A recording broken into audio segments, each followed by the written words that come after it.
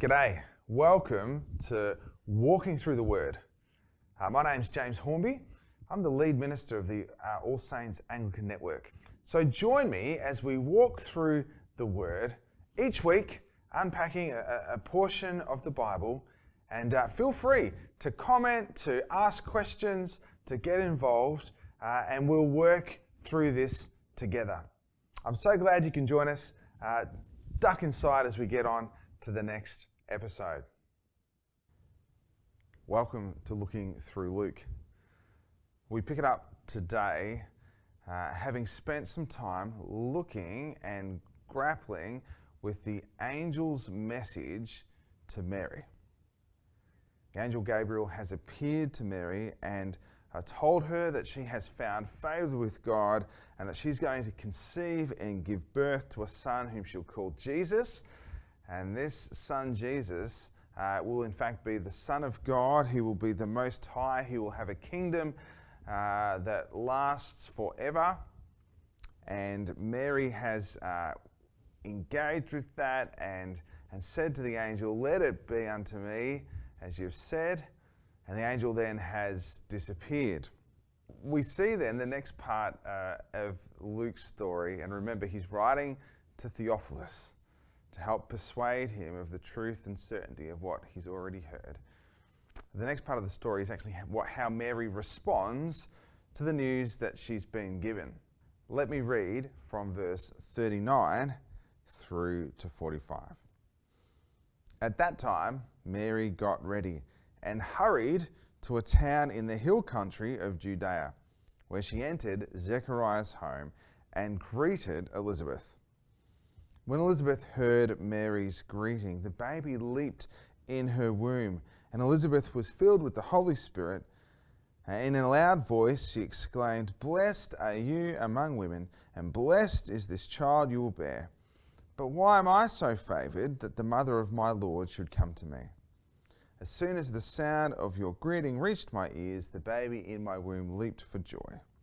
Blessed is she who has believed that the Lord would fulfill his promises to her." So the angel leaves Mary. And what does Mary do? She immediately packs her things and she leaps into action. She heads off to make the 3 to 4 day journey to visit Elizabeth. Well, why?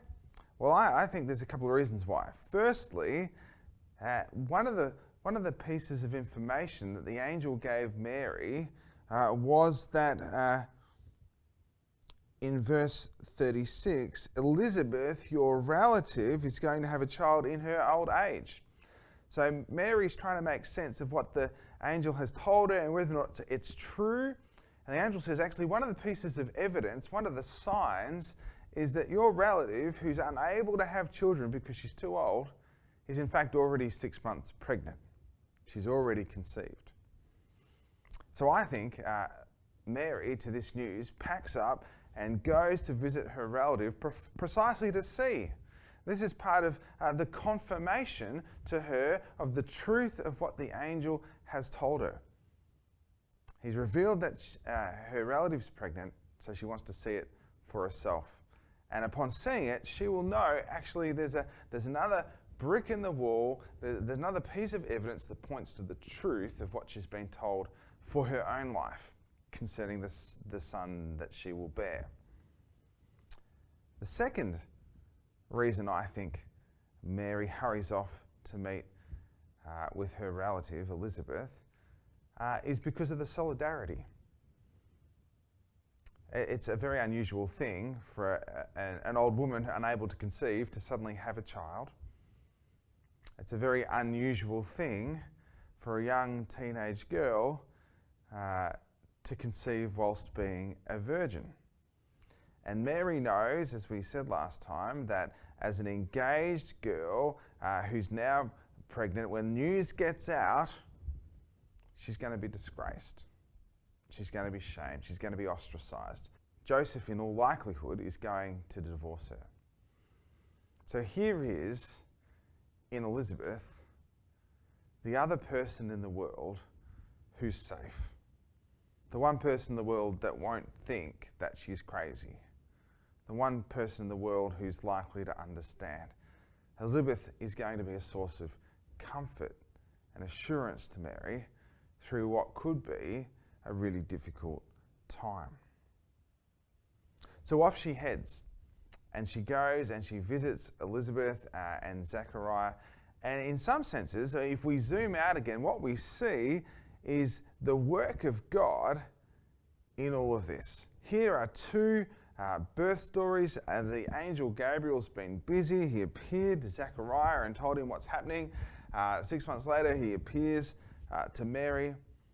And what we see is that these two birth stories are not random events. They're actually connected.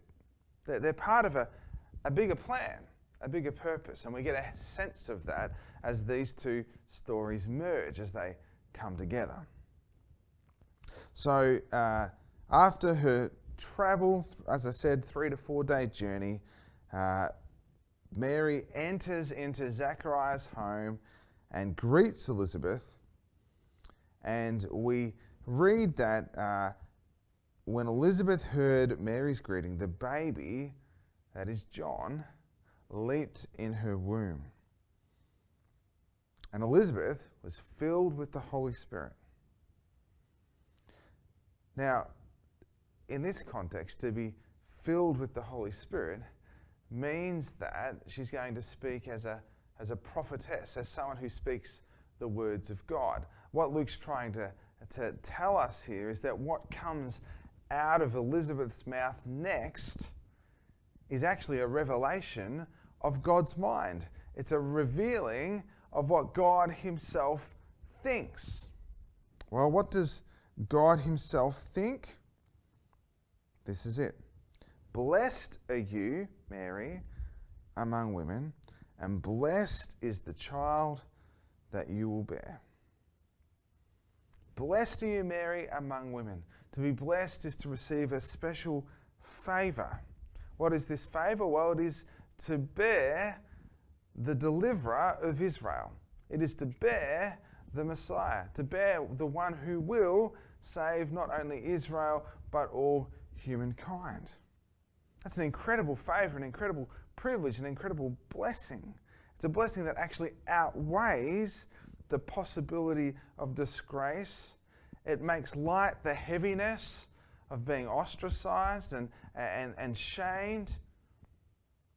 It's an incredible privilege. She has graciously been chosen by God to bear the deliverer of not just Israel, but of all humanity. And Elizabeth herself marvels, is amazed that the Messiah, that is the baby inside Mary, would even visit her. Even within the womb, Elizabeth understands that it's not an ordinary day when the Messiah, the one who will save, enters into your house, even in the womb of his mother.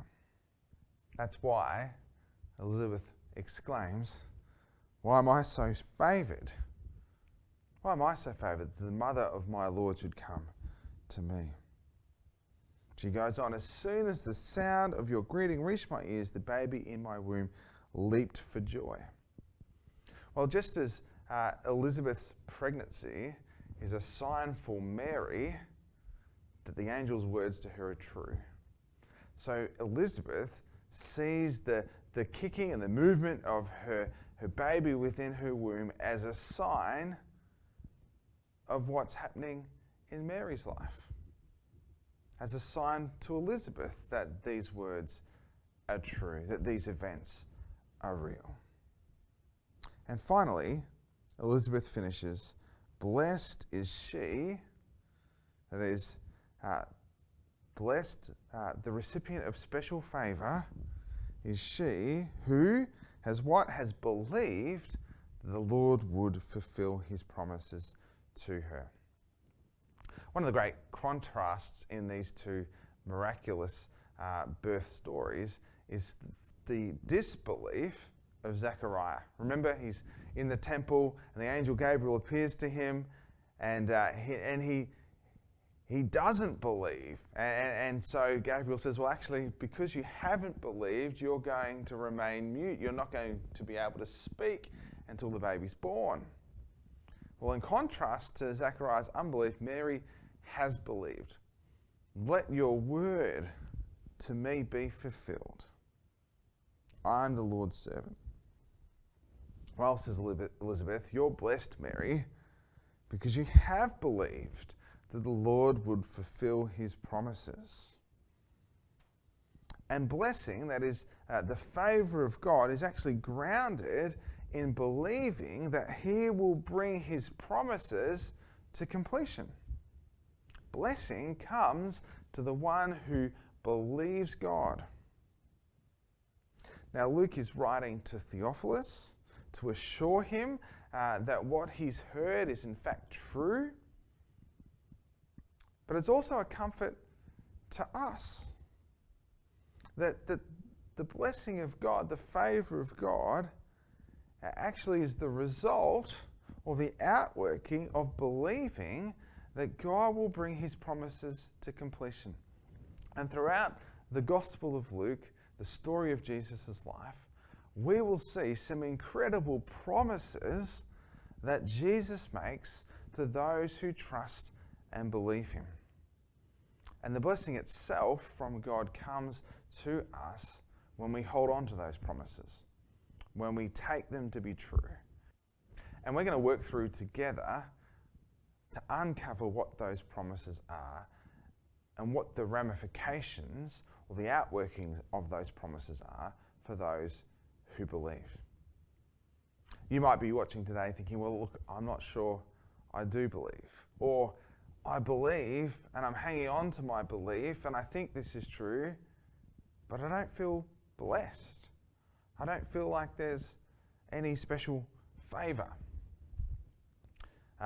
Perhaps not in Australian society so much, but certainly when I lived in the United States, people threw the language of blessing around all the time.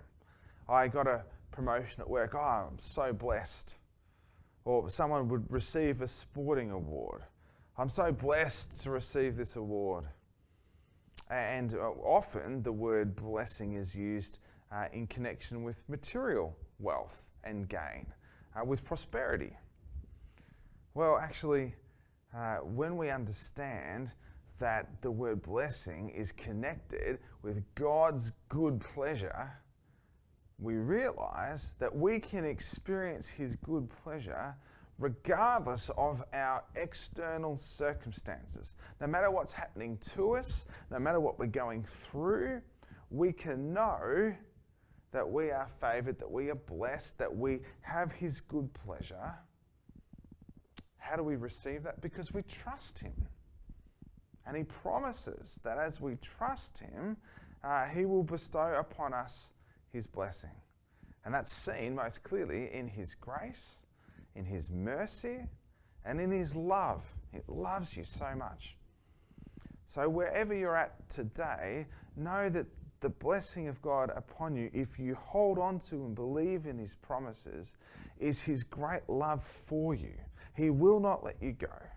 He has you in the palm of his hand. He is for you. And friend, no matter what's happening outside, you are blessed. We see that in Mary as she holds on to and believes in what God has spoken to her. Let me encourage you, join with me in holding on to what God has spoken to us through his word. And that means we need to keep doing the hard work of working through and uncovering and discovering what it is that God truly has done for us in Jesus. See you next time.